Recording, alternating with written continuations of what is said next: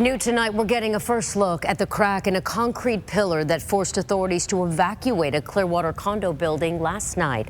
Good evening and welcome to ABC Action News at 6. I'm Wendy Ryan. And I'm Paula Groen. Construction workers are the ones who found the crack in the bottom floor parking garage at the South Beach 3 condos Tuesday afternoon. That's on Gulf Boulevard in Clearwater. Now, this was the scene last night as law enforcement there cleared about 60 people from that building.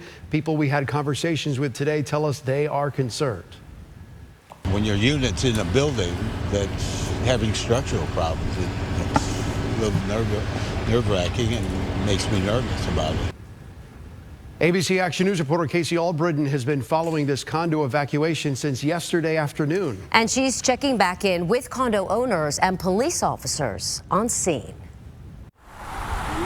So I was alarmed. When you say a building is collapsing, what does that really mean? Concern rang through the Sand Key community in Clearwater Tuesday afternoon. When your unit's in a building that's having structural problems, it's a little nerve-wracking and makes me nervous about it. George Bardis owns a unit in the South Beach 3 condos where a large crack in a pillar caused emergency crews to evacuate the entire building. I've seen them jackhammering underneath the building, and especially around the pillar right by our parking space there. Clearwater police say around 4 p.m. on Tuesday, construction workers noticed a large crack in a concrete column in the parking garage of the building. Emergency management says roughly 60 people were evacuated, and emergency crews were quick to respond. They used steel struts and steel beams to kind of make sure that the column wasn't going to come down anymore and that the floor and roof was under control and supported. I'm glad nobody's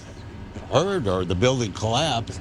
I truly don't think it's really something they can't fix. A private contractor and engineer, Karen's Engineering Group, is assessing the damage. The city of Clearwater says the group published inspection reports on the building in August and September of 2024.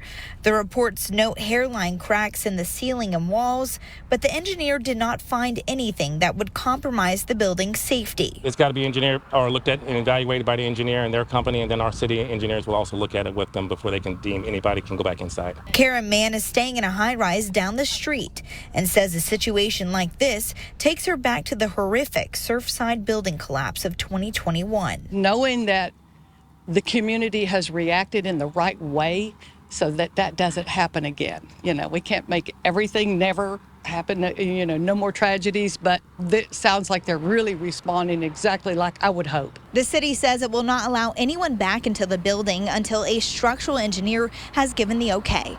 I'm Pinellas County reporter Casey Albritton, ABC Action News.